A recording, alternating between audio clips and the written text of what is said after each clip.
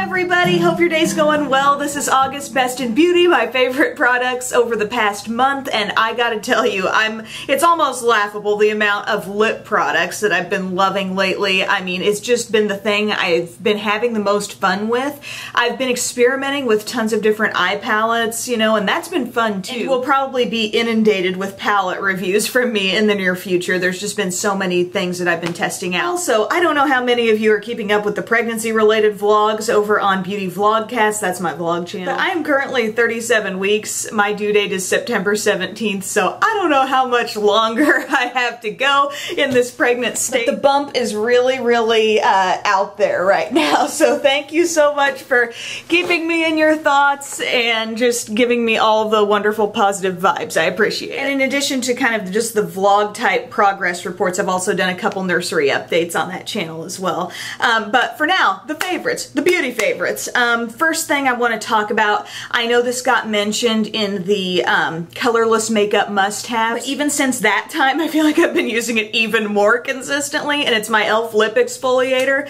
This little thing, I've pretty much been using it daily. Like after I moisturize, I just run this over my lips for as long as a minute, really, which seems excessive, but it totally smooths out my lips so well. This is such a cheap little item.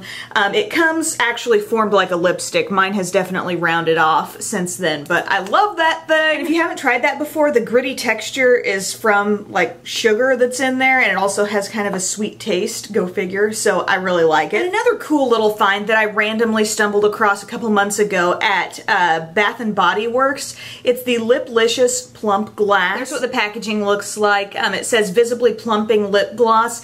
I would say this is like a minor lip plumper. It does not sting, but it does give you like a little bit of a tingle once you've got it on there. But the scent is absolutely divine. I can't even decide if I'm smelling like a little hint of cotton candy or maybe like frosting on a cake. Can you see? There's the swatch right there. Just a clear gloss. You could put it on top of a lip product. I do find that as I let that just stay on my lips for a little while, they start to look just a little more rosy, which is sometimes what happens with lip plumpers. But some days after I use this lip exfoliator, lips are all smooth and wonderful. I give myself like a thin coat of this stuff, and it just looks great. And you could just go with that for the day. It's really nice. Not too sticky. Makes a nice little prep step or a finishing touch type thing. Also, if another video I did on this channel is any indication, I'm enjoying the matte lips lately. And a couple of things that don't necessarily pop into my mind as being matte, but it's always the finish that they develop, are the Too Faced Melteds. And I have a full review on the initial ones. Oops. Sorry, the initial ones that came out, but then they've released some more shades as well, and I'm really liking those. But it's like you put them on at first and there might be the slightest hint of shine. Like if you put on a creamy formula lipstick, you know, there's just a little shine there. It's not like a gloss, but just very subtle. But these always end up getting to that matte finish in no time, it seems like. And the one I'm wearing now is Melted Berry. Love this shade. The one little downfall that these have is the applicator is not incredibly precise. For some of these deeper and brighter shades, you've got to be kind of careful. If you're really serious about it, you might even dab across the applicator with a lip brush and then apply just to get like really clean edges. But this shade, absolutely gorgeous, and I've also loved Melted Fig.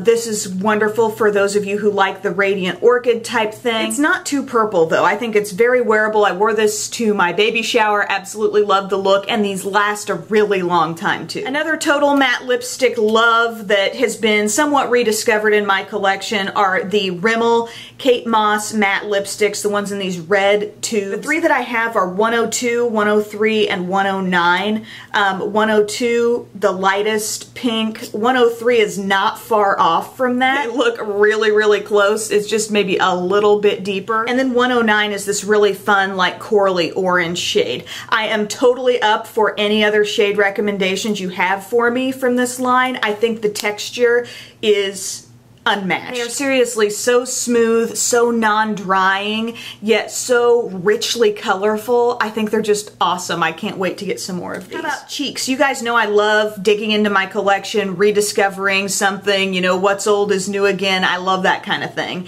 And the Maybelline Dream Bouncy blushes. There's a particular shade, if you've really kept up with my videos, you know what one that is. It's Hot Tamale, and I use that one a lot. And as a result of that one being kind of the star of my collection, I have neglected other shades that I've made a point to pick up, but they just kind of sit there. They're like the super talented backup singers to Hot Tamale that nobody's talking about, and so I'm talking about them now, and I've realized how much I love them. One is Coffee Cake. It doesn't look maybe as exciting as the Hot Tamale color, but I tell you, this gives off actually a very beautiful look on the cheeks. I would especially recommend this to people who have developed maybe a slight bit of a tan, or maybe you're doing a little bit of self-tanning. This shade looks so pretty. And of course, I apply it with my e.l.f. small stipple brush. I have this on underneath another blush that I'm going to mention in a second. So it's kind of a nice base thing, but it looks gorgeous on its own. Plus, let's look really closely. Not seeing chunky glitter in this product. It has like a little sheen,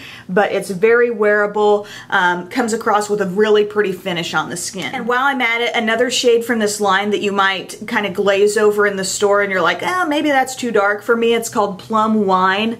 Look at this swatched out and sheared out a little bit. It's such a pretty, like, kind of berry type blush. You've got to look at it and know you're not going to get that much intensity out of it, but what it shears out to become, I think, is just gorgeous. So I see myself wearing this one quite a bit as we head into fall. I am just so especially pumped up about the things in this Best in Beauty video. I mean, I just really feel like I've got some rock star items today. Another thing that I've been using a lot is my Benefit Coralista blush.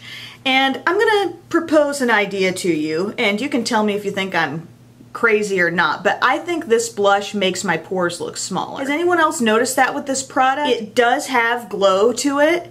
It's not too much. Once you put it like right even in the problem zone, you know, the part of my face where I might be most likely to see uneven texture or pores, I feel like I actually get, and I don't toss this term around much, but an airbrushed type look from this product. I really, really like it. And that's not to detract from the color at all. I think it gives a pretty peachy, corally look to the cheeks, but also just the finish that it leaves. Has anybody else picked up on that? It does something that a lot of blushes don't do. It goes beyond just depositing the color, but it actually does something to the way the surface of your skin looks. So I'm loving this.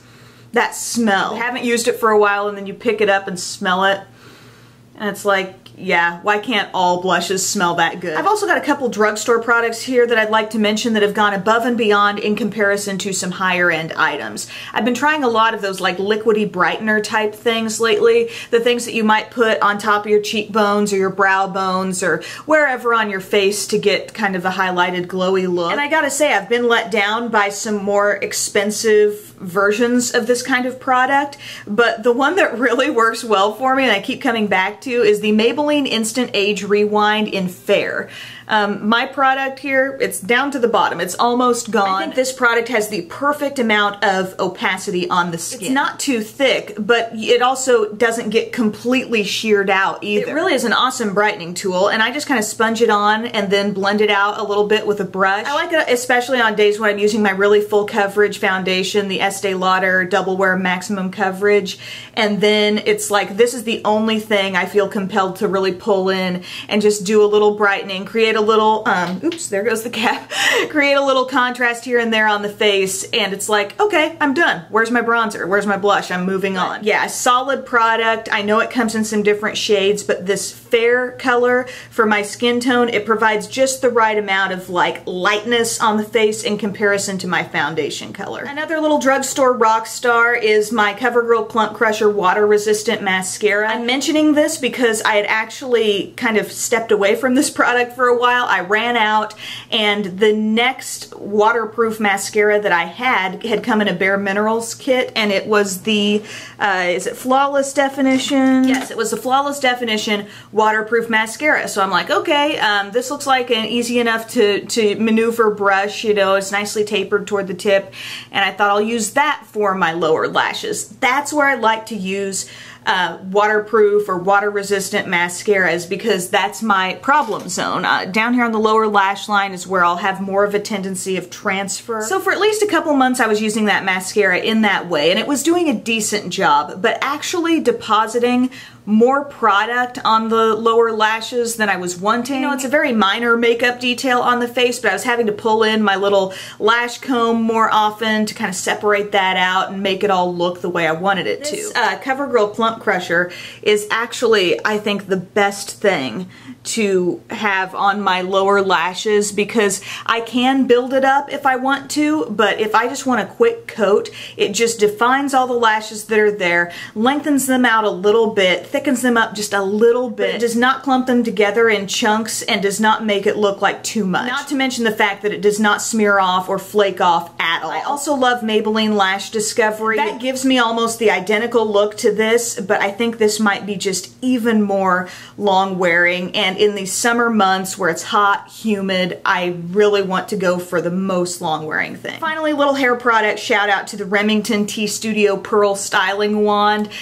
This was shown and demoed in a tutorial I did like a couple weeks ago. I love this thing for creating waves. What I love about it even more is that the waves last a super long time on me. I don't simply tolerate my second day hair with this. I actually like it. I think I like it even better maybe than the first day when it has a chance to really loosen up some more. It's just so quick and easy to use. Check my tutorial if you want to see it in action, but I'm convinced you do not have to spend a lot on, you know, this kind of a product to get a good look that's going to last you a long time. And a really good question stemmed from that tutorial when I had mentioned being able to sleep on my hair when it's in this state and wake up and still have some body and waves to it. People asked, how do you make that work? So here's the easy, cheap trick. I have a scrunchie. Yes, these can be purchased at Walgreens. Put your hair up in a really high ponytail before you go to bed. This kind of keeps me from really laying down on the curls. I'm able to lay it, you know, keep the ponytail out from under my head. And once you take your hair down in the morning, the higher the better on that ponytail because once you take it down, you have more volume from the roots. And the point of the scrunchie is like for those of us fine-haired girls where dents show really easily in your hair if you used a rubber band or a smaller elastic band. You take it down from this and you can't see a mark from where this was in. So it's just a matter of taking your hair out of the scrunchie in the morning, flipping your head over, you know, working out some of those curls again, and then maybe using some sort of like a curl cream. I like the Wen replenishing mist and just scrunching the hair up again, and it really revives the curl. So I hope you enjoyed this video, guys. Thank you so much for watching, and I'll see you again soon. Bye.